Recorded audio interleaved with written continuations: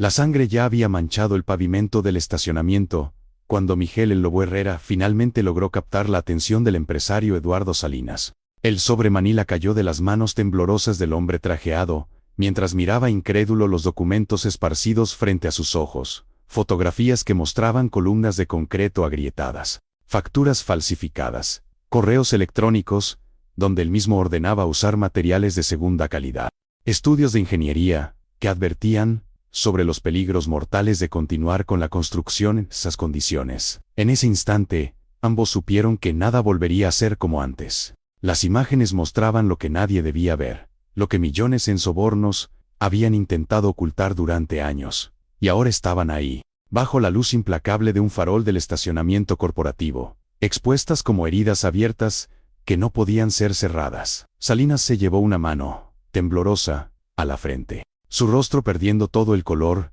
mientras murmuraba palabras incoherentes, sabiendo que su imperio de mentiras acababa de derrumbarse en cuestión de segundos. Pero para entender cómo llegaron a ese momento, debemos retroceder 6 semanas, a un jueves soleado de finales de marzo, en la carretera estatal, donde Miguel llevaba casi 15 años, recorriendo el mismo tramo de asfalto cada fin de semana, siempre a la misma hora, siempre con el mismo ritual. Miguel Herrera tenía 43 años, y una manera de montar su Harley Davidson Softail del 98 que lo hacía parecer invencible, con ese movimiento fluido de quien ha pasado más horas sobre 2 ruedas que sobre sus propios pies, aunque por dentro cargaba con un peso que ningún motor, por potente que fuera, podía aliviar. Miguel no era un bike cualquiera de esos que compran una motocicleta cara en su crisis de mediana edad. Había sido miembro fundador del Club Hermanos del Asfalto, un grupo que se había formado 20 años atrás cuando todos eran jóvenes llenos de sueños, rebeldía y una necesidad profunda de pertenecer a algo más grande que ellos mismos. Su colete de cuero negro, gastado por miles de kilómetros, bajo el sol y la lluvia, llevaba bordado el emblema del club en la espalda, un lobo aullando bajo una luna llena, cosido a mano por la esposa de uno de los hermanos fundadores, que ya no estaba entre ellos. En el pecho lucía parches que contaban historias de miles de kilómetros recorridos, Stages 2005, la Ruta 66 completa, en 2008. El viaje a las montañas de Colorado, donde Cass y pierden a Roberto, en una tormenta de nieve. Cada costura, cada mancha de aceite que ni el mejor detergente podía quitar, cada rasgadura remendada con hilo grueso, era un capítulo de su vida, una cicatriz visible de experiencias que lo habían formado. Su barba gris, que le llegaba hasta medio pecho, y sus manos curtidas, marcadas por quemaduras de tubos de escape y cortes de herramientas, hablaban de décadas dedicadas a la carretera, al viento golpeando su cara a 120 kilómetros por hora, y a esa libertad que solo conocen quienes han decidido vivir fuera de las convenciones sociales que encadenan a la mayoría de las personas. Pero Miguel cargaba con algo más pesado que recuerdos de viajes y hermandad. Hacía 3 años, 1 mes y 14 días para ser exactos, su hija menor, Sofía, había muerto en un accidente automovilístico en la autopista nueva. Esa misma autopista que el gobierno estatal había inaugurado con bombos y platillos, con un gobernador sonriente cortando un listón tricolor, mientras prometía a los medios de comunicación que era la más segura del país, construida con los más altos estándares internacionales de calidad. Sofía tenía solo 19 años. Acababa de terminar su primer año, estudiando ingeniería ambiental en la Universidad Estatal, y soñaba con hacer del mundo un lugar mejor. Siempre hablando de energías renovables, de cómo detener el cambio climático, de cómo las próximas generaciones merecían heredar un planeta habitable. El informe oficial había dictaminado que el accidente fue causado por error humano, que Sofía había perdido el control de su Honda Civic azul al tomar una curva demasiado rápido, que las condiciones del clima eran adversas, aunque ese día había estado soleado y seco, que no había nada inusual en la carretera que pudiera haber contribuido al accidente. Pero Miguel nunca lo creyó, ni siquiera por un segundo. Conocía a su hija mejor que nadie, sabía que era una conductora extraordinariamente cuidadosa, Cass, y obsesivamente prudente, el tipo de persona que respetaba cada señal de tránsito, que nunca excedía los límites de velocidad, que revisaba su vehículo religiosamente cada mes. Algo en toda esa historia no cuadraba, no tenía sentido, y esa sensación de que le estaban mintiendo se había instalado en su pecho como un tumor que crecía cada día. Durante 3 años interminables, Miguel había intentado seguir adelante con su vida, hacer lo que todos le decían que debía hacer, aceptar, procesar, superar. Todas esas palabras vacías que la gente usa cuando no sabe qué más decir frente al dolor ajeno. Salía con sus hermanos del club cada fin de semana. Rugían por las carreteras en formación perfecta. Se detenían en los mismos bares de siempre donde los conocían por nombre. Compartían cervezas frías y risas forzadas. Contaban las mismas anécdotas de aventuras pasadas. Pero en el fondo, donde nadie podía verlo, Miguel estaba completamente roto, hecho pedazos, apenas funcionando en piloto automático. Su esposa, Carmen, lo había dejado un año después del accidente. Empacando sus cosas una tarde mientras él estaba en el taller mecánico donde trabajaba. No soportaba verlo consumirse en silencio día tras día, negándose a buscar ayuda profesional, a ir a terapia, a hablar con un psicólogo, aferrándose a esa máscara de hombre rudo e inquebrantable que no permitía que nadie, ni siquiera ella que lo había conocido durante 25 años, viera su dolor más profundo. Los hermanos del club intentaban ayudar a su manera, con palmadas fuertes en la espalda, palabras de ánimo pronunciadas entre tragos de whisky, invitaciones a viajes que pensaban que podrían distraerlo, pero Miguel se había vuelto una sombra de quien era antes, un fantasma que caminaba entre los vivos sin realmente estar presente.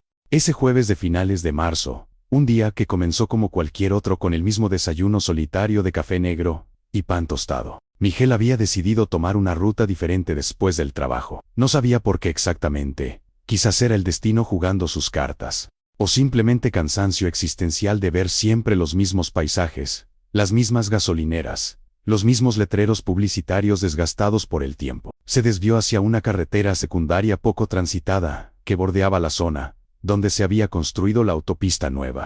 Un camino de 2 carriles con baches, que serpenteaba entre campos de cultivo abandonados y viejas granjas que parecían sacadas de otra época. El sol comenzaba a descender en el horizonte, tiñendo el cielo de naranjas intensos, rojos profundos y púrpuras, que parecían sangrar entre las nubes, cuando algo completamente inesperado llamó su atención a un costado del camino.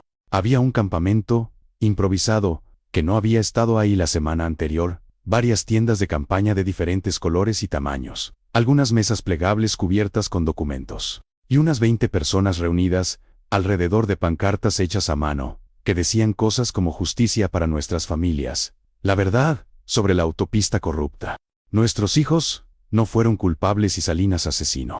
Miguel detuvo su motocicleta en el arcén de tierra, el motor ronroneando suavemente como un animal satisfecho, antes de apagarse con un último suspiro mecánico. Se quitó el casco lentamente, sus manos aún vibrando levemente por la resonancia del manubrio, y observó el campamento con curiosidad mezclada con algo más profundo que no podía identificar todavía. Una mujer de unos 50 años, delgada y de estatura media, con el cabello castaño recogido en una cola de caballo, que revelaba mechones grises prematuros, y ojos cansados pero determinados. Ojos que habían llorado demasiado pero que se negaban a rendirse.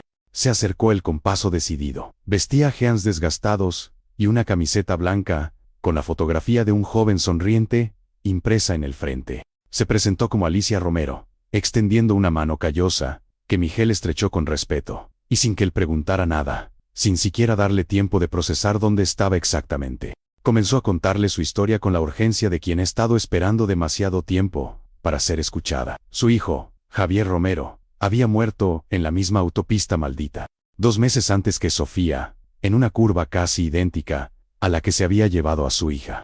Tenía 21 años, estudiaba medicina veterinaria porque amaba a los animales desde niño, y manejaba de regreso a casa después de visitar a su abuela en el hospital cuando perdió el control de su camioneta. Después vinieron otros nombres que Alicia recitó como una letanía dolorosa. Patricia Domínguez, 35 años, madre de 3 niños pequeños. Roberto Sánchez, 42 años, maestro de primaria. Ana María Torres, 28 años, recién casada, embarazada de 5 meses. Carlos Mendoza, 50 años, bombero retirado. Laura Vega, 19 años, la misma edad que Sofía. 7 accidentes fatales en total en menos de 2 años. Todos en el mismo tramo de carretera de apenas 8 kilómetros. Todos dictaminados oficialmente como error humano, sin mayor investigación.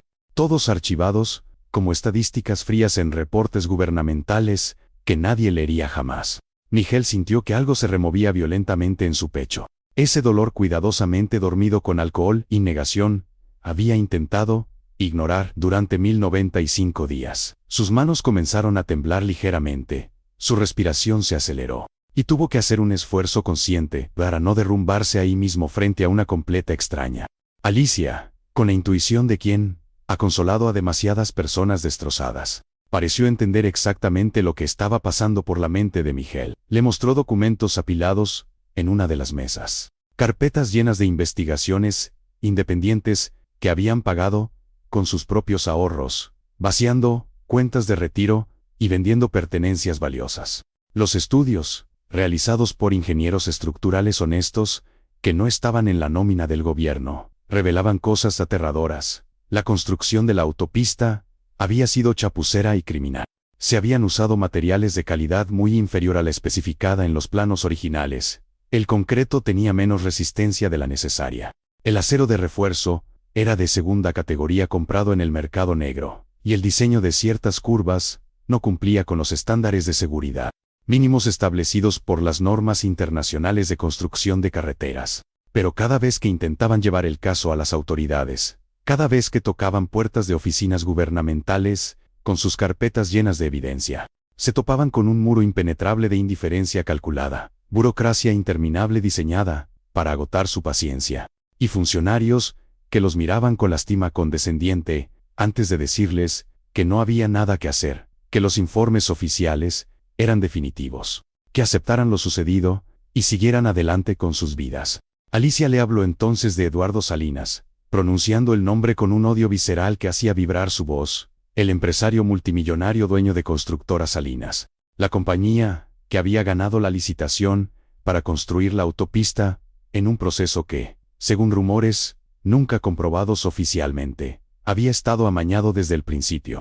Un hombre poderoso con conexiones políticas que llegaban hasta el más alto nivel del gobierno, que jugaba golf con el gobernador los domingos, que financiaba campañas políticas de múltiples partidos para tener influencia, sin importar quién ganara las elecciones, que había hecho una fortuna de más de 500 millones de pesos con contratos gubernamentales durante los últimos 20 años. Las irregularidades en la construcción de la autopista le habían permitido ahorrar aproximadamente 180 millones de pesos, usando cemento de baja calidad mezclado con arena barata, acero de segunda, que compraba a proveedores sin licencias, en lugar del acero estructural de alta resistencia especificado en los planos, omitiendo completamente estudios de suelo necesarios para determinar la estabilidad del terreno, reduciendo el grosor de las capas de asfalto en zonas críticas. Y cuando los accidentes comenzaron a ocurrir con una frecuencia alarmante que empezó a llamar la atención de algunos periodistas curiosos,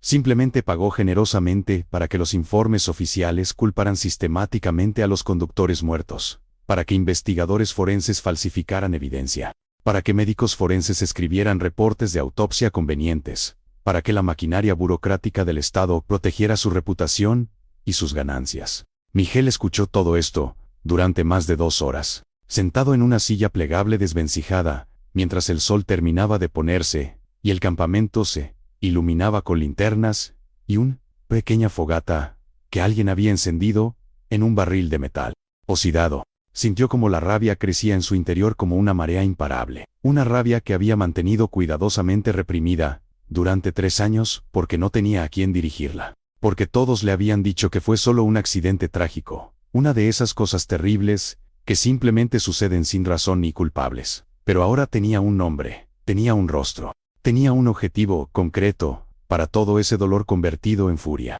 No era solo dolor lo que sentía, era una ira ardiente y justificada contra un sistema completamente corrupto que permitía que hombres como Salinas se enriquecieran obscenamente mientras familias enteras quedaban destrozadas, contra políticos que miraban hacia otro lado a cambio de sobres llenos de billetes, contra una sociedad que había normalizado la corrupción hasta el punto de considerarla inevitable. Esa noche, Miguel no regresó a su pequeño apartamento de una habitación que olía a soledad y comida rápida. Se quedó en el campamento, durmiendo en su saco de dormir junto a la fogata moribunda, escuchando hasta el amanecer las historias de otras familias que llegaban y se iban, viendo fotografías de jóvenes que nunca envejecerían, de padres que habían perdido a sus únicos hijos, de hijos que habían perdido a sus padres, y ahora criaban solos a sus hermanos menores. De viudas que no podían pagar las deudas que sus esposos habían dejado, de sueños truncados y futuros robados. Al día siguiente, viernes por la mañana temprano, con el rocío todavía cubriendo las tiendas de campaña, Miguel llamó a su jefe en el taller mecánico, y pidió unos días libres. Algo que nunca había hecho en los 15 años, que llevaba trabajando ahí. Luego llamó a Roberto el mecánico Vargas, el vicepresidente del club y su amigo más cercano, desde que tenían 20 años, y compraron sus primeras motocicletas usadas con dinero prestado. Le contó todo lo que había descubierto, cada detalle horrible, cada conexión corrupta, y Roberto escuchó en silencio, al otro lado de la línea, respirando pesadamente de esa manera que tenía, cuando estaba procesando información importante. Cuando Miguel terminó de hablar, Roberto solo dijo 4 palabras que cambiaron todo. Convoca una reunión de emergencia, ya. Durante las siguientes 2 semanas, Miguel prácticamente vivió en el campamento, convirtiéndose en parte de ese grupo heterogéneo de dolientes que buscaban justicia contra todas las probabilidades. Conoció a cada familia personalmente, escuchó cada historia individual, memorizó cada nombre y cada circunstancia. Estaba Marta, la madre de Patricia, que ahora criaba sola a 3 nietos traumatizados, que preguntaban todos los días cuándo volvería mamá. Estaba Jorge, el viudo de Ana María, que todavía guardaba la habitación del bebé que nunca nació, incapaz de desarmar la cuna, que habían armado, juntos, con tanta ilusión. Estaba la hermana de Laura, apenas 2 años mayor, consumida por la culpa de haber sobrevivido, cuando debería haber sido ella quien manejara esa noche. Cada historia era un puñal en el corazón. Cada fotografía de sonrisas que ya no existía era un recordatorio del costo humano real de la avaricia sin límites de un hombre. Pero Miguel también traía algo valioso que ellos no tenían: conexiones profundas y recursos del mundo bike que se extendían por todo el estado. Los Hermanos del Asfalto no eran un club criminal de esos que salen en las noticias involucrados en tráfico de drogas o armas, pero en sus 20 años de existencia, habían aprendido a moverse en las sombras cuando era absolutamente necesario. Habían desarrollado una red de contactos en lugares inesperados. Conocían mecánicos en cada ciudad que podían rastrear vehículos mediante números de serie que nadie más podía encontrar. Informantes discretos en oficinas gubernamentales de bajo nivel que, por unos cuantos billetes, estaban dispuestos a compartir información confidencial. Guardias de seguridad nocturnos que hacían la vista gorda en momentos estratégicos. Y sobre todo, conocían el valor sagrado e inquebrantable de la lealtad entre hermanos y el poder del trabajo en equipo, cuando todos comparten el mismo objetivo. Miguel convocó a una reunión de emergencia del club para el viernes de esa misma semana, en su bar habitual, el Refugio del Lobo. Un local oscuro y acogedor decorado con banderas de diferentes estados que habían visitado, fotografías en blanco y negro de motocicletas clásicas desde los años 50. Y memorabilia de décadas de viajes cuidadosamente exhibida en vitrinas construidas por ellos mismos. El bar olía perpetuamente a cerveza derramada, cuero viejo y aceite de motor, una combinación extraña que para ellos era más reconfortante que cualquier perfume caro. 18 hombres se reunieron esa noche lluviosa, algunos con más de 60 años y cuerpos que protestaban cada vez que subían a sus motocicletas. Otros apenas rozando los 30, y todavía llenos de esa energía inagotable de la juventud, pero todos unidos por los mismos valores fundamentales que habían jurado defender cuando se unieron al club: lealtad absoluta, honestidad brutal, protección de los débiles, y un rechazo visceral a la injusticia, cualquiera de sus formas. Miguel se paró frente a ellos, en el pequeño escenario, donde ocasionalmente tocaban bandas de rock en vivo, los fines de semana, con las luces tenues del bar creando sombras dramáticas en su rostro curtido. Les contó todo con voz temblorosa pero firme. Les habló de Sofía, y de cómo durante 3 años, había vivido creyendo que su muerte fue un accidente sin sentido, de las otras 6 familias destrozadas, de Alicia y su campamento de tiendas de campaña llenas de dolor y determinación, de la corrupción sistemática de Salinas, que había convertido la construcción de infraestructura pública en una máquina de hacer dinero, sin importar cuántas vidas costara. Les mostró fotografías de la autopista, donde se podían ver claramente las grietas en el pavimento que deberían haber sido reparadas hace años. Las barreras de seguridad, inadecuadamente instaladas, que no cumplían su función. Las curvas diseñadas con ángulos peligrosos, que violaban todas las normas de ingeniería de tránsito. Les pidió ayuda, no como presidente del club ejerciendo su autoridad, sino como hermano, como padre doliente que finalmente había encontrado un propósito, después de 3 años perdido, en la oscuridad. Como hombre que necesitaba justicia para su hija y para todas las otras víctimas inocentes. El silencio que siguió a su discurso fue pesado y cargado de emoción. Algunos de los hermanos mayores tenían lágrimas corriendo por sus mejillas, sin ninguna vergüenza, porque en ese círculo de cuero y motores, mostrar emoción genuina nunca había sido considerado una debilidad, sino una fortaleza. Roberto fue el primero en hablar, levantándose con ese movimiento lento de quien tiene las rodillas destruidas por décadas de trabajo mecánico y accidentes menores. Su voz ronca, por 40 años de fumar, rompió el silencio. Hermanos, todos conocimos a Sofía. La vimos crecer desde que era una niña pequeña, que corría entre nuestras motocicletas en las reuniones familiares. Era una buena chica. Una chica brillante que merecía vivir una vida larga y feliz. Si lo que Miguel dice es verdad, y todos sabemos que nuestro hermano no mentiría sobre algo así, entonces tenemos la obligación moral de ayudar, no solo por Sofía, sino por todas las personas que han muerto, y por todas las que morirán, si no hacemos algo para detener a este hijo de puta. La votación que siguió fue unánime. 18 manos levantadas sin una sola duda. Los hermanos del asfalto tomarían el caso como misión oficial del club. Roberto el mecánico Vargas fue el primero en ponerse manos a la obra, con la eficiencia de alguien acostumbrado a resolver problemas complejos. Con sus 58 años bien vividos y manos grandes, que podían desarmar cualquier motor, desde un pequeño scooter hasta un enorme motor V-Twin con los ojos cerrados. Roberto tenía contactos valiosos en todas las inspecciones vehiculares oficiales de la región, cultivados durante décadas de trabajo honesto y favores mutuos. Comenzó a revisar meticulosamente los informes técnicos de los 7 accidentes fatales, solicitando copias de documentos que oficialmente no estaban disponibles para el público, pero que sus contactos le proporcionaban discretamente en sobres Manila, durante encuentros en estacionamientos oscuros y cafeterías de carretera. Lo que encontró durante largas noches, revisando reportes técnicos llenos de jerga especializada, fue absolutamente revelador, y confirmaba todas las sospechas. En varios de los casos, los vehículos habían sido minuciosamente revisados después del accidente por peritos oficiales, y presentaban daños estructurales y mecánicos que no coincidían en absoluto con las versiones oficiales,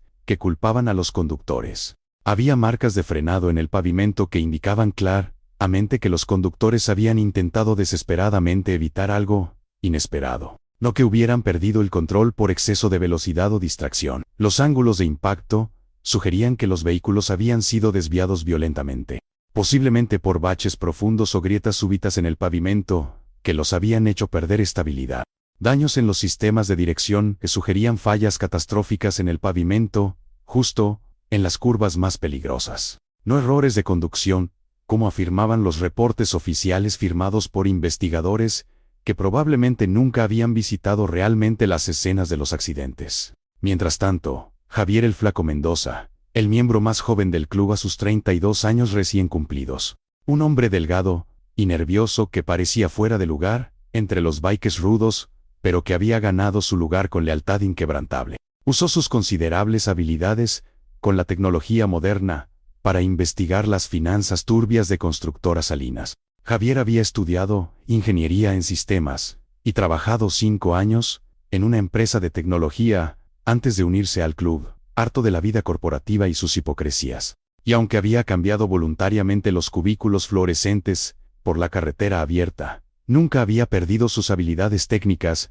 ni su fascinación por los sistemas de información, lo que descubrió durante semanas de investigación obsesiva, pasando noches enteras frente a múltiples pantallas de computadora, en su pequeño apartamento que parecía el refugio de un jeque de película. Fue una red increíblemente compleja de empresas fantasma registradas en paraísos fiscales, sobornos meticulosamente documentados en correos electrónicos, que Salinas y sus socios habían sido increíblemente descuidados al archivar en servidores mal protegidos, y transferencias millonarias sospechosas a cuentas bancarias de funcionarios públicos de alto nivel. Supuestamente ganaban salarios modestos, pero que de alguna manera podían permitirse casas de varios millones de pesos y vehículos de lujo importados. Cada pieza del rompecabezas se fue armando meticulosamente durante 4 semanas intensas de trabajo coordinado, que consumía cada momento libre de cada miembro del club. Los hermanos se turnaban para vigilar discretamente las oficinas corporativas de Salinas, en el centro de la ciudad, sus movimientos diarios, sus rutinas predecibles de hombre poderoso acostumbrado a que nadie lo cuestione. Documentaban absolutamente todo con cámaras de largo alcance, tomaban miles de fotografías de personas, entrando y saliendo de las oficinas. Grababan conversaciones, cuando era posible usando equipos de vigilancia que Javier había conseguido, a través de contactos cuestionables en Internet. Rastreaban los vehículos de los ejecutivos principales de la constructora.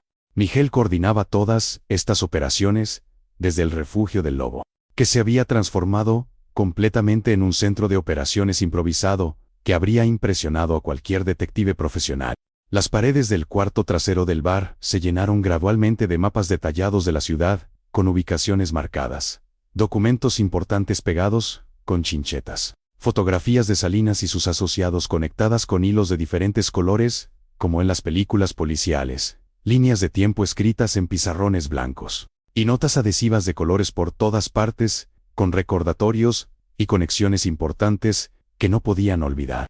Pero no todo era investigación fría, metódica y distante. Miguel luchaba cada día, cada hora, contra sus propios demonios internos, que amenazaban con consumirlo completamente. Había noches terribles, en que se despertaba sudando y gritando, a las 3 de la madrugada, soñando vívidamente con Sofía, con su sonrisa radiante que iluminaba cualquier habitación, con la última conversación trivial que habían tenido 2 días antes del accidente. Ella le había llamado emocionada, para contarle sobre su proyecto de fin de semestre. Algo técnico, sobre sistemas de energía solar, y su implementación en comunidades rurales. Miguel apenas había prestado atención real ese día, porque estaba cansado del trabajo, tenía dolor de espalda, estaba distraído viendo un partido de fútbol en la televisión, y le había dado respuestas genéricas y distraídas, mientras ella compartía su entusiasmo. Ahora, 3 años después, daría literalmente cualquier cosa, vendería su alma sin dudarlo, por volver a ese momento insignificante y escucharla realmente. Preguntarle con interés genuino sobre sus sueños y aspiraciones. Decirle explícitamente cuánto la amaba y lo orgulloso que estaba de la mujer increíble a que se estaba convirtiendo. Carmen lo llamó inesperadamente una noche lluviosa de mediados de abril, 3 semanas después de que comenzara la investigación obsesiva. Su voz sonaba genuinamente preocupada, teñida con esa mezcla de cariño risidual y frustración que caracteriza a las exparejas que todavía se preocupan mutuamente a pesar de todo. Había escuchado rumores preocupantes, a través de algunos amigos en común que todavía frecuentaban los mismos círculos sociales. Le habían contado que Miguel andaba metido en algo potencialmente peligroso, que estaba investigando a gente muy poderosa, que podría meterse en problemas serios. Le suplicó con voz temblorosa que lo dejara todo inmediatamente, que aceptara finalmente lo que había pasado con Sofía y siguiera adelante con su vida, que buscara terapia profesional, como ella le había rogado que hiciera durante años, que no se autodestruyera, persiguiendo fantasmas del pasado. Miguel quiso desesperadamente explicarle todo, decirle que no era locura ni obsesión destructiva, que había encontrado evidencia concreta de que Sofía no tuvo la culpa, que era por todas las familias inocentes, por la justicia que el sistema corrupto les había negado, por evitar que más personas murieran en esa autopista maldita. Pero las palabras correctas se atascaron dolorosamente en su garganta, como siempre le pasaba cuando intentaba expresar emociones profundas, y después de un silencio incómodo que se extendió demasiado, Carmen colgó pensando que su exesposo había perdido completamente la razón y se estaba destruyendo a sí mismo. El punto de quiebre definitivo, que cambió todo, llegó cuando Andrés Oso Gutiérrez, uno de los miembros más antiguos y respetados del club, un hombre enorme de casi 2 metros de altura, con brazos del grosor de troncos de árbol y una barba que parecía un nido de pájaros, descubrió algo absolutamente crítico, que cambiaría el rumbo completo de la investigación. Oso tenía 62 años, y trabajaba ocasionalmente como guardia de seguridad nocturno, para complementar su modesta pensión de retiro, aceptando turnos en diferentes edificios corporativos del centro de la ciudad, usando sus contactos en la empresa de seguridad, y con una suerte casi imposible, había conseguido un turno de 3 noches consecutivas, en un edificio comercial donde Constructora Salinas mantenía una bodega enorme de archivos físicos en el sótano. Documentos antiguos que la compañía nunca había digitalizado completamente porque simplemente había demasiados y porque, en el fondo, preferían mantenerlos escondidos en cajas polvorientas, donde nadie los buscaría jamás. Una madrugada oscura de finales de abril, cerca de las 3 de la mañana, cuando el edificio estaba completamente vacío, excepto por él. Aprovechando su acceso legítimo como guardia, y violando conscientemente todas las reglas laborales y éticas que alguna vez había jurado cumplir, Oso entró a la bodega de archivos, con una pequeña cámara digital escondida en el bolsillo interior de su chaqueta de seguridad. El lugar era un laberinto claustrofóbico de estantes metálicos del piso al techo, cajas de cartón etiquetadas con códigos incomprensibles, y el olor característico a papel viejo y humedad que invadía todo. Usando una lista que Javier había compilado, basándose en documentos públicos, sobre la construcción de la autopista, Oso buscó sistemáticamente durante horas las cajas relevantes, moviendo su considerable masa entre pasillos estrechos, con una delicadeza sorprendente para alguien de su tamaño. Lo que finalmente encontró, después de casi 4 horas de búsqueda metódica, superó absolutamente todas las expectativas y esperanzas más optimistas. Había cajas y cajas, docenas de ellas, llenas hasta el borde de documentos originales incriminatorios de la construcción de la autopista, incluyendo los estudios reales de calidad de materiales realizados por laboratorio independientes que mostraban claramente que el concreto y el acero no cumplían especificaciones. Órdenes de compra detalladas que mostraban la enorme diferencia entre lo que se había presupuestado con materiales de primera calidad y lo que realmente se había gastado comprando materiales baratos de segunda, facturas de proveedores sin licencias oficiales que operaban en la ilegalidad, y lo más devastadoramente importante, memorandos internos confidenciales, donde múltiples ingenieros de la propia empresa alertaban repetidamente sobre los peligros mortales de continuar con la construcción bajo esas condiciones deficientes. En esos memorandos, escritos en lenguaje técnico pero con urgencia evidente, los ingenieros advertían específicamente que las curvas en ciertos kilómetros de la autopista serían mortalmente peligrosas con el diseño actual, que el pavimento se agrietaría prematuramente causando accidentes, que las especificaciones de seguridad estaban siendo ignoradas completamente. Salinas había sido advertido, explícitamente, múltiples veces, por su propio personal técnico, y había ignorado absolutamente todas las alertas para maximizar obscenamente sus ganancias personales, incluso despidiendo a 2 ingenieros que habían insistido demasiado en sus objeciones éticas. Oso tomó más de 1000 fotografías detalladas de todo lo que pudo, durante 3 noches consecutivas de trabajo febril, arriesgando no solamente su empleo mal pagado, sino también su libertad y su futuro. Fotografió cada página importante, cada memorando incriminatorio, cada factura sospechosa,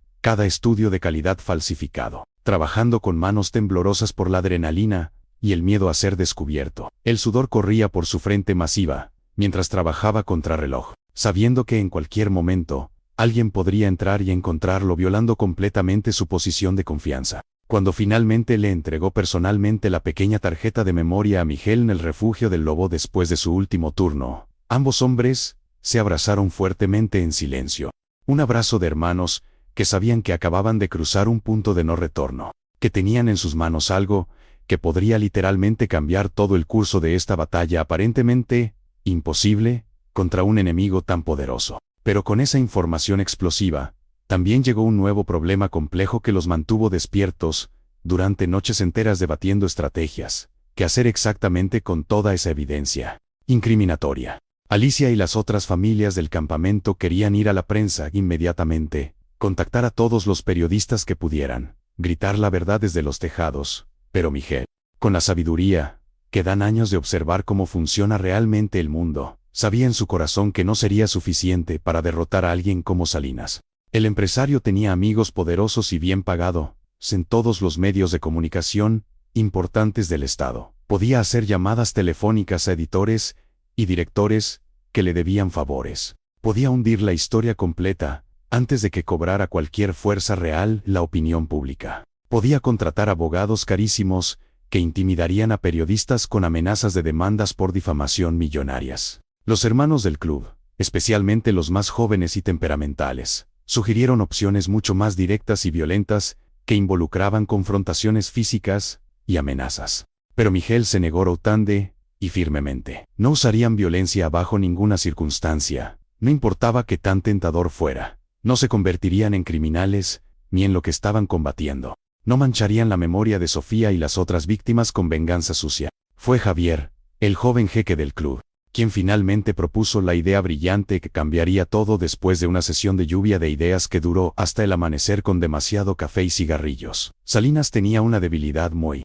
específica y explotable. Su vanidad descomunal, es su necesidad patológica de reconocimiento público. En exactamente 2 semanas, habría una gala benéfica, anual extremadamente importante en el hotel más lujoso de la ciudad. Un evento de etiqueta, donde el empresario sería públicamente homenajeado por sus supuestas contribuciones extraordinarias a la infraestructura estatal y el desarrollo económico. Todos los políticos importantes del Estado estarían presentes en sus mejores trajes, así como periodistas de medios nacionales invitados especialmente para cubrir el evento social del año. Empresarios millonarios, celebridades locales, y toda la élite que se movía en esos círculos de poder y dinero. Si lograban confrontarlo directamente ahí, en ese ambiente público, y bajo los reflectores, con toda la evidencia incriminatoria expuesta, ante cientos de testigos importantes y cámaras de televisión, no podría esconderse detrás de sus abogados, ni hacer desaparecer la historia con llamadas telefónicas a editores.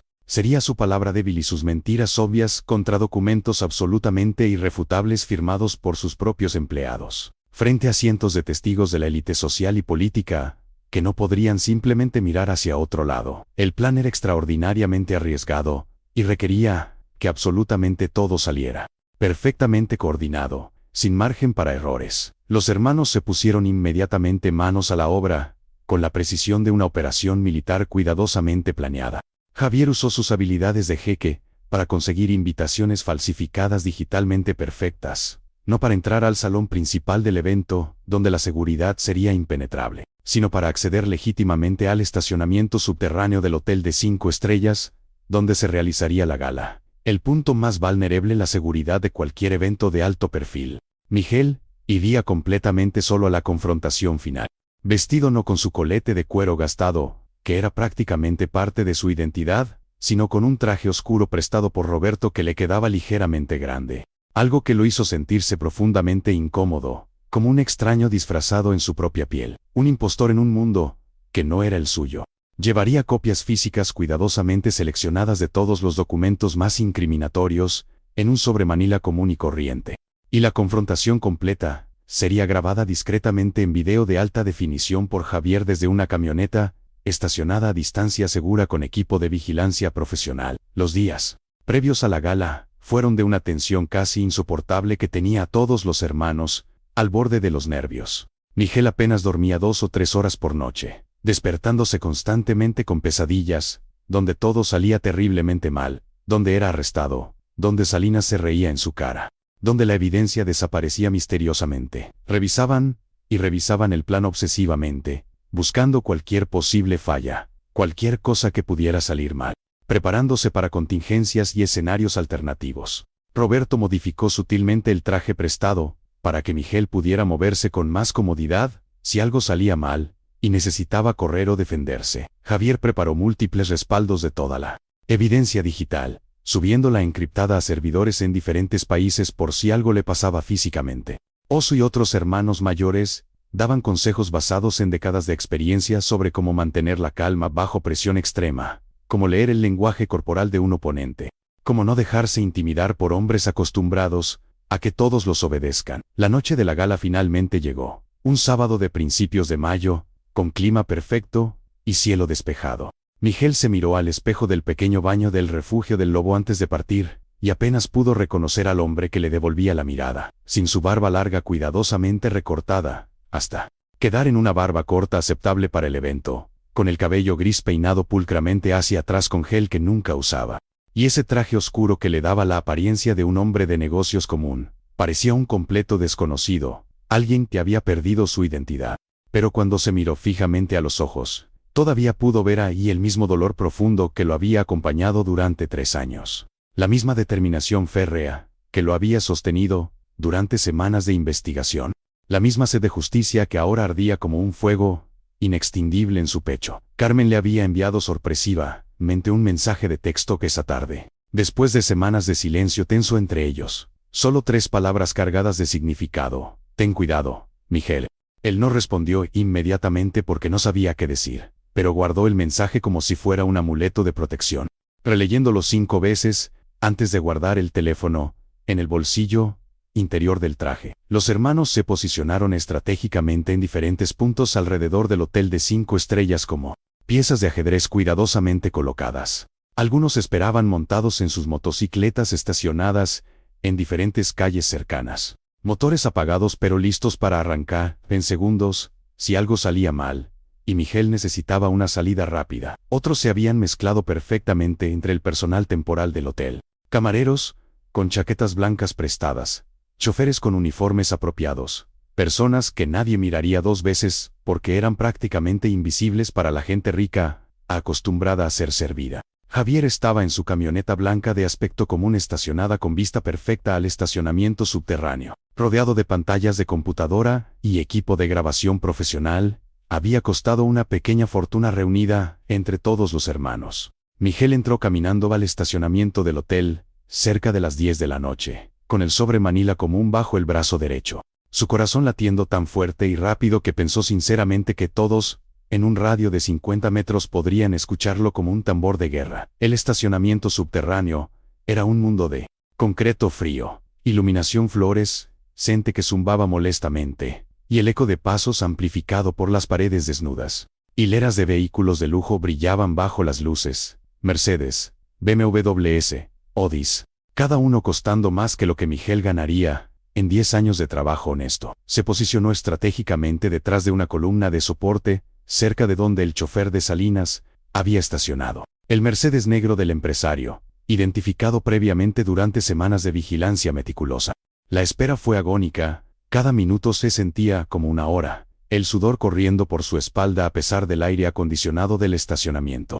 Sus manos temblando ligeramente por la adrenalina que corría por sus venas como electricidad. Salinas finalmente salió de los elevadores privados, cerca de las 11:15 de la noche, media hora más tarde de lo que habían estimado, riendo escandalosamente con un grupo pequeño de políticos que Miguel reconoció de las noticias. Su elegante esposa rubia del brazo luciendo un vestido que probablemente costaba más que el carro de Miguel, y una copa de champán carísimo en la mano derecha brillando bajo las luces. Era un hombre de unos 60 años bien llevados, cabello plateado perfectamente peinado hacia atrás con producto caro, traje italiano hecho a la medida, que probablemente costaba más que la motocicleta Harley de Miguel, zapatos de cuero fino pulidos, hasta brillar como espejos. Se veía exitoso, poderoso, intocable, como alguien acostumbrado a que el universo entero se inclina ante sus caprichos. Cuando se despidió de sus acompañantes con palmadas en la espalda y besos en mejillas, y caminó solo hacia su Mercedes negro brillante, Miguel salió deliberadamente de las sombras de la columna, moviéndose con propósito pero sin agresión.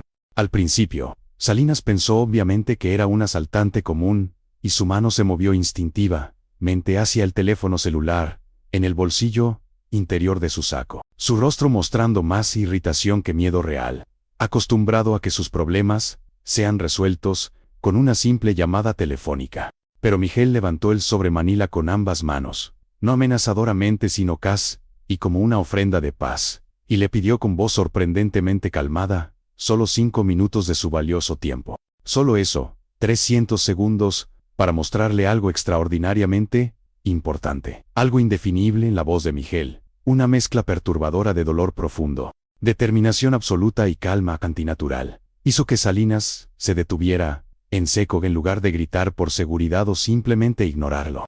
Quizás fue curiosidad morbosa, quizás arrogancia extrema de hombre poderoso, que no puede concebir que alguien como Miguel represente una amenaza real, pensando que podría manejar fácilmente a este hombre de aspecto ordinario vestido en un traje mal ajustado. Miguel abrió el sobre con manos que ya no temblaban, toda su nerviosidad anterior reemplazada por una calma casi sobrenatural, y comenzó a mostrar los documentos uno por uno, con la precisión de un fiscal presentando evidencia en un juicio. Primero los estudios técnicos, de materiales, con los sellos oficiales, de laboratorios acreditados. mostrando claramente que el concreto usado en la construcción tenía solo 60% de la resistencia especificada. Luego los memorandos internos firmados por ingenieros de la propia constructora Salinas, documentos con el membrete oficial de la empresa, fechados meses antes del primer accidente fatal, advirtiendo explícitamente sobre los peligros mortales. Después las facturas comparativas, que mostraban la enorme diferencia criminal entre el presupuesto aprobado de materiales de primera calidad y lo que realmente se había gastado en materiales baratos. De segunda, habló con voz medida y clara de los 7 accidentes, que no fueron accidentes en absoluto, sino homicidios involuntarios causados por negligencia criminal. De las 7 familias completamente destrozadas que nunca volverían a ser las mismas. Y finalmente, con manos temblorosas por primera vez en toda la confrontación, sacó una fotografía de Sofía de 8 por 10 pulgadas. Su hija sonriendo radiante en su graduación de preparatoria hacía 4 años, llena de vida, esperanza y sueños, sobre un futuro que le fue brutalmente robado. Fue precisamente en ese momento cargado de emoción, algo cambió dramáticamente en el rostro anteriormente confiado de Salinas. No era culpa genuina lo que Miguel vio reflejado en esos ojos que parpadeaban rápidamente, ni remordimiento por las vidas destruidas, sino pánico puro y visceral de animal acorralado, que finalmente entiende que el peligro es real y inminente. El empresario intentó desesperadamente arrebatar los documentos físicos de las manos de Miguel con un movimiento brusco que traicionaba su desesperación. Pero Miguel los alejó rápidamente con reflejos agudizados por décadas de montar motocicletas, donde un segundo de retraso puede significar la muerte. Salinas comenzó a hablar atropelladamente, su compostura de hombre poderoso, evaporándose como agua bajo el sol del desierto, a ofrecer dinero con cantidades cada vez más grandes, 100,000 pesos, 500,000, 1,000,000, lo que fuera necesario, para hacer desaparecer este problema, a amenazar con sus abogados carísimos, con sus contactos políticos de alto nivel, con demandas por difamación que dejarían a Miguel en la ruina financiera por el resto de su vida. Su voz anteriormente controlada subió peligrosamente de volumen, perdiendo completamente esa compostura estudiada de hombre poderoso que siempre había mantenido en público, revelando el criminal desesperado que se escondía debajo del traje caro y los modales refinados. Y fue entonces, en medio de esa pérdida total de control, cuando dejó caer accidentalmente el sobre que Miguel había extendido hacia él. Y las fotografías devastadoras y documentos incriminatorios se esparcieron dramáticamente por el suelo limpio del estacionamiento como naipes de un mazo que se desparrama. Miguel no dijo absolutamente nada más, ni una sola palabra adicional. Simplemente se quedó parado ahí, inmóvil como una estatua de piedra, mirando fijamente a Salinas, mientras el hombre antes poderoso se arrodillaba patéticamente sobre el concreto frío del estacionamiento, ensuciando su traje italiano de miles de dólares, recogiendo frenéticamente los papeles esparcidos, con manos temblorosas, como si destruyéndolos físicamente pudiera de alguna manera hacer desaparecer mágicamente la verdad horrible que contenían. Pero era demasiado tarde, mucho demasiado tarde para cualquier control de daños. Javier había grabado absolutamente todo el encuentro en video de alta definición desde múltiples ángulos usando 3 cámaras diferentes, con audio cristalino, que había capturado cada palabra incriminatoria, cada admisión implícita, cada amenaza desesperada. Y en ese preciso momento, mientras Salinas todavía estaba de rodillas en el estacionamiento, Javier ya estaba subiendo frenéticamente el video editado a múltiples plataformas en línea simultáneamente: YouTube, Facebook, Twitter, Instagram, TikTok, foros de noticias, grupos de activismo, usando cuentas preparadas de antemano que no podían ser rastreadas fácilmente. Los hermanos del club habían enviado previamente copias físicas y digitales de absolutamente todos los documentos incriminatorios a docenas de periodistas independientes conocidos por su integridad, a organizaciones nacionales e internacionales de derechos humanos, a oficinas gubernamentales de fiscalización y auditoría, a diputados de oposición en el Congreso estatal, asegurando redundancia múltiple para que la evidencia no pudiera ser suprimida o destruida.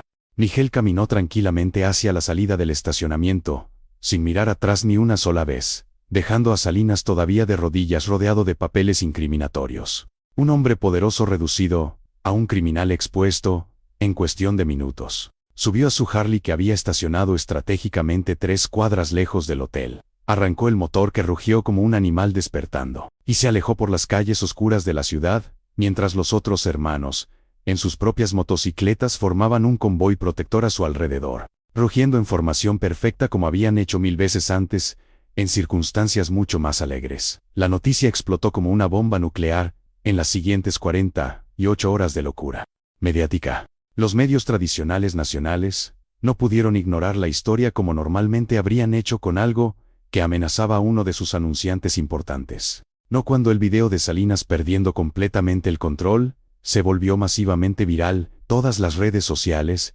acumulando millones de vistas en pocas horas. No cuando los documentos técnicos eran tan devastadoramente contundentes que ningún abogado caro podría disputar su autenticidad. No cuando el escándalo se había extendido como fuego incontrolable. Las redes sociales amplificaron el escándalo exponencialmente.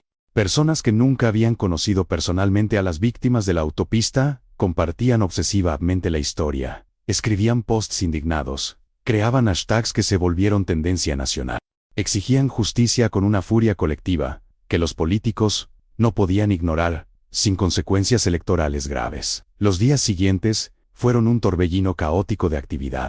Los principales noticieros nocturnos abrieron con la historia, mostrando el video editado del estacionamiento, una y otra vez, entrevistando a expertos legales que confirmaban la gravedad de los crímenes, dando voz finalmente a Alicia y las otras familias que habían sido ignoradas durante tanto tiempo. La Procuraduría General del Estado, presionada por la opinión pública furiosa y por políticos de oposición que vieron una oportunidad, no tuvo más opción iniciar una investigación formal oficial, nombrando un fiscal especial con instrucciones de investigar hasta las últimas consecuencias, sin importar a quién afectara.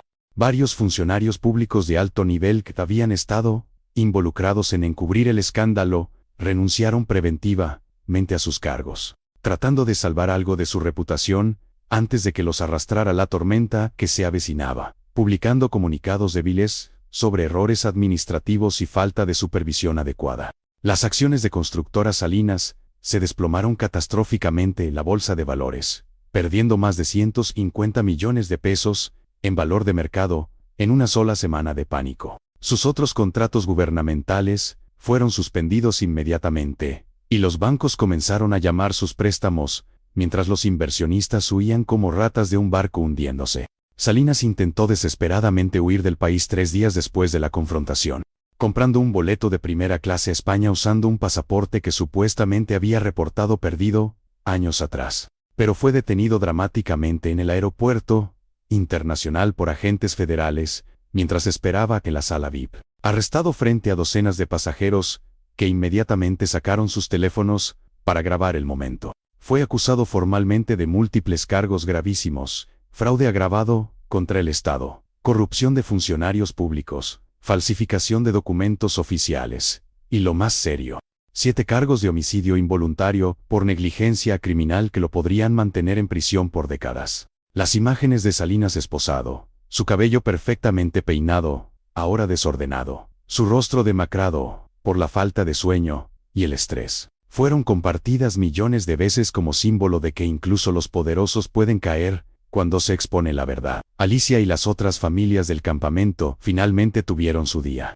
largamente esperado, en la corte, 6 meses después del arresto. El juicio se convirtió en un espectáculo mediático nacional, con periodistas de todo el país acampando afuera de las cortes cada día, transmisiones en vivo que alcanzaban millones de espectadores, análisis legales interminables en todos los canales de noticias. Miguel asistió a cada una de las 62 sesiones del juicio, sentándose siempre en la misma banca del fondo de la sala, nunca faltando un solo día, sin importar el clima o sus obligaciones laborales. El proceso legal fue largo y doloroso como Miguel sabía que sería, con abogados defensores carísimos tratando cada truco legal imaginable para desacreditar la evidencia, atacar la credibilidad de los testigos y retrasar el inevitable. Pero la evidencia era simplemente demasiado abrumadora, demasiado sólida, presentada con precisión devastadora por fiscales que finalmente estaban motivados a hacer justicia real. La autopista fue cerrada temporalmente para una inspección exhaustiva y independiente que duró 3 meses, y cuando los inspectores presentaron su informe final, confirmó absolutamente todo lo que las familias habían alegado. La construcción era criminalmente deficiente, ponía en peligro mortal a cualquiera que la usara. y necesitaba ser completamente demolida y reconstruida desde cero, con los estándares apropiados y supervisión rigurosa. Miguel regresó finalmente al refugio del lobo, una noche tranquila de junio. 2 meses después de la confrontación en el estacionamiento que había cambiado todo, sus hermanos lo recibieron con aplausos atronadores y abrazos fuertes que le sacaban el aire de los pulmones, celebrando lo que habían logrado juntos, contra probabilidades imposibles, pero él apenas podía sentir la celebración en su corazón. Se sentó pesadamente en su lugar habitual en la barra de madera gastada, pidió un whisky doble sin hielo como siempre hacía, y se quedó largo rato, mirando fijamente su reflejo distorsionado, en el espejo manchado detrás de las botellas de licor. El hombre que le devolvía la mirada cansada, seguía teniendo ese dolor profundo en los ojos que probablemente nunca desaparecería completamente. Las arrugas se habían profundizado, en estos meses intensos, pero había algo diferente ahora, algo nuevo, que no había estado ahí durante los 3 años anteriores, algo parecido a la paz, o al menos a la aceptación de que había hecho todo lo humanamente posible. Carmen apareció inesperadamente en el bar, esa misma noche, algo que no hacía desde mucho antes del divorcio, cuando todavía eran una pareja feliz, que ocasionalmente salía con los hermanos del club en sus actividades sociales. Se sentó en el taburete junto a Miguel, sin decir absolutamente nada durante largo rato incómodo, simplemente estando presente, compartiendo el silencio de 2 personas que habían compartido una vida entera. Los hermanos alrededor entendieron intuitivamente la situación y se alejaron discretamente, dándoles espacio privado. Finalmente, después de lo que pareció una eternidad, Carmen puso suavemente su mano arrugada sobre la mano callosa de él y susurró con voz temblorosa cargada de emoción que estaba genuinamente orgullosa de lo que había hecho, que Sofía estaría inmensamente orgullosa de su padre, que por primera vez en años podía ver algo de paz en sus ojos, en lugar de solo dolor interminable y rabia impotente. Miguel sintió las lágrimas calientes que había contenido cuidadosamente durante 3 años completos,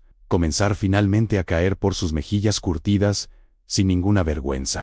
Y esta vez no las detuvo, ni las escondió como había hecho tantas veces antes. Carmen lo abrazó fuertemente mientras él lloraba como un niño perdido, su cuerpo sacudiéndose con sollozos profundos, liberando finalmente años y años de dolor acumulado, culpa corrosiva, rabia impotente, y una tristeza tan profunda, que había amenazado con tragárselo entero. Los siguientes meses trajeron cambios profundos y significativos en la vida de Miguel y en todo el club. Miguel finalmente comenzó a asistir regularmente a terapias psicológica con una doctora especializada en vuelo traumático, algo que jamás habría considerado antes porque los hombres de su generación y su mundo no hacían esas cosas. Se suponía que debían ser fuertes y inquebrantables siempre, pero ahora entendía que buscar ayuda no era debilidad, sino una forma diferente de fortaleza. Aprendió lentamente, dolorosamente, a hablar sobre Sofía, sin que el dolor lo paralizara completamente como antes, a recordarla con amor y alegría,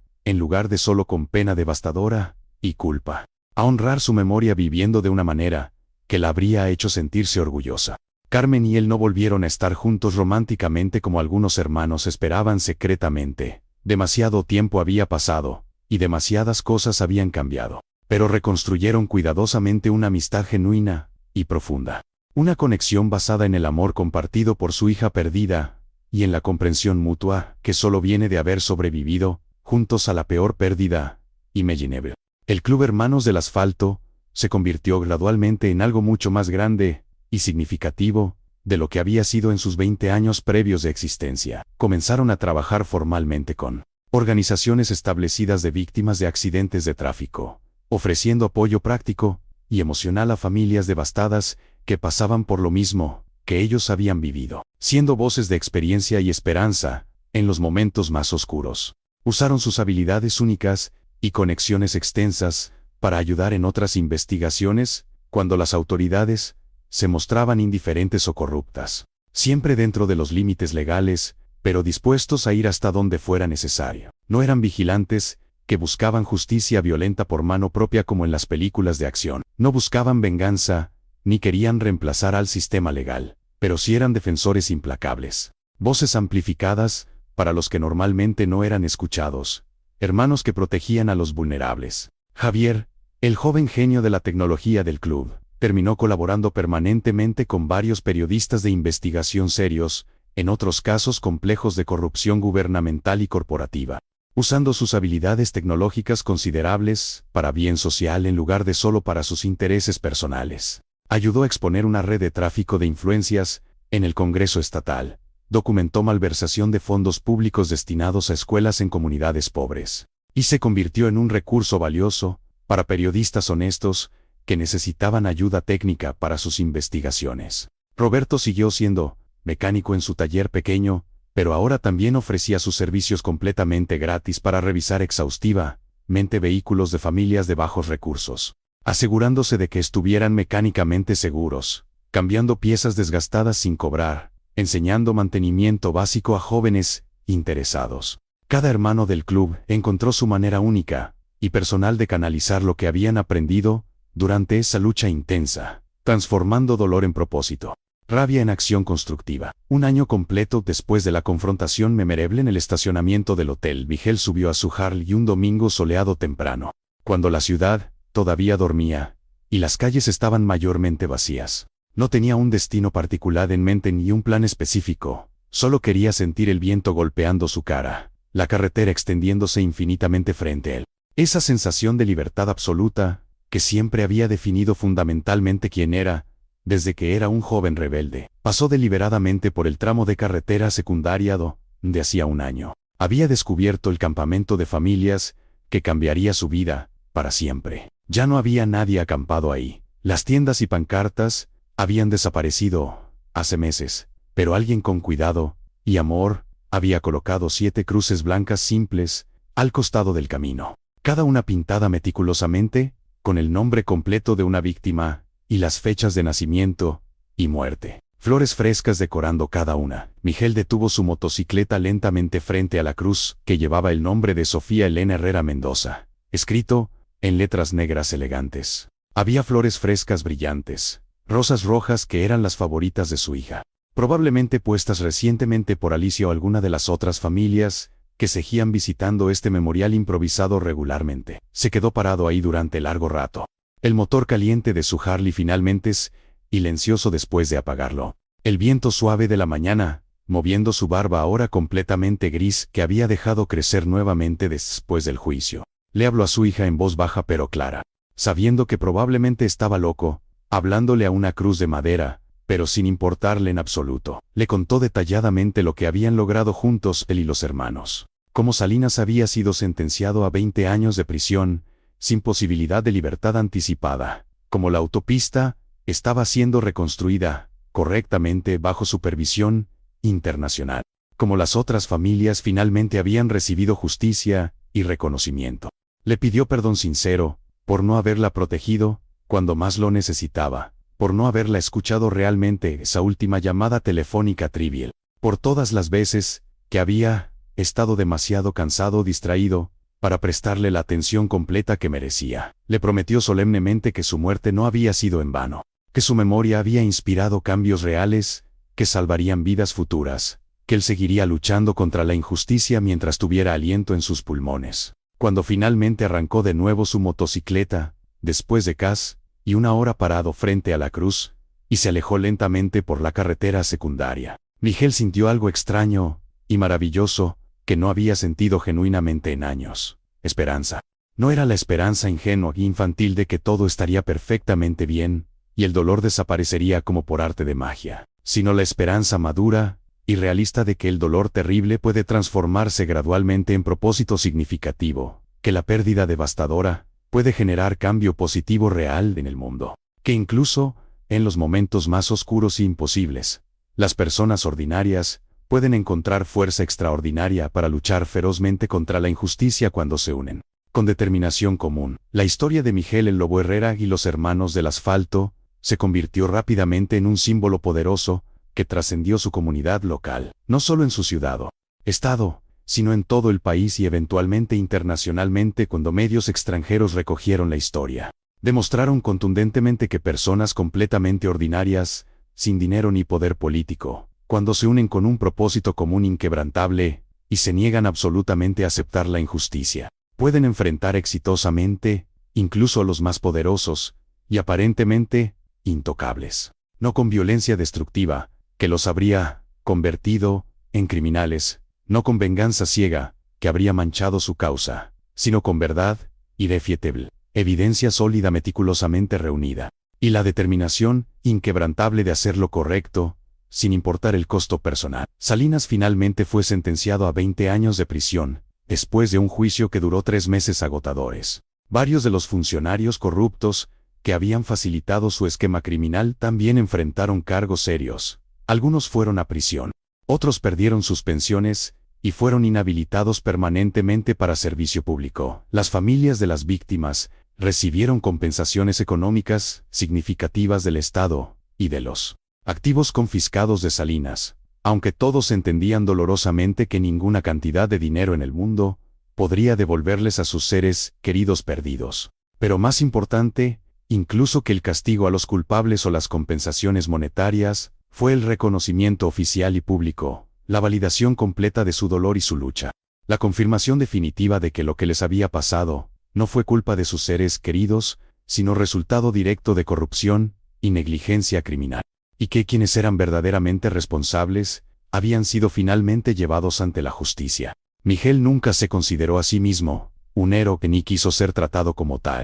Cuando periodistas de medios importantes intentaban insistentemente entrevistarlo, ofreciéndole incluso dinero por exclusivas, generalmente declinaba educadamente o hablaba solo muy brevemente si sentía que podía ayudar a la causa, siempre desviando estratégicamente la atención y el crédito hacia las familias valientes que habían mantenido viva la lucha durante tanto tiempo, hacia sus hermanos del club que habían arriesgado tanto, sin esperar nada a cambio, hacia Alicia que había iniciado todo, con su negativa inquebrantable a aceptar las mentiras oficiales. Para él, en su corazón humilde, lo que había hecho no era heroísmo extraordinario, sino simplemente lo que cualquier padre decente habría hecho en su situación, lo que cualquier persona con conciencia moral debería hacer cuando se enfrenta cara a cara con la injusticia flagrante. Pero en las noches tranquilas, cuando el bar finalmente se vaciaba de clientes y hermanos, cuando Miguel se quedaba completamente solo limpiando metódicamente vasos y limpiando las mesas,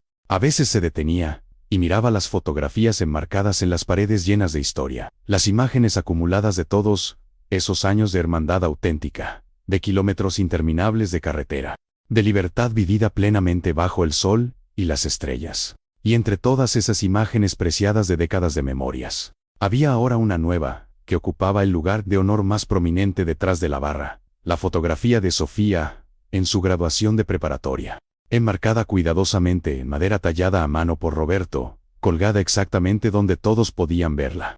No era un memorial deprimente al dolor y la pérdida, sino un recordatorio luminoso del propósito que da significado a cada día, de por qué toda la lucha había valido absolutamente la pena, de que el amor por nuestros seres queridos puede transformarse en fuerza para cambiar el mundo. La lección profunda que Miguel aprendió dolorosamente durante ese año transformador, y que compartía generosamente con cualquiera dispuesto a escuchar realmente.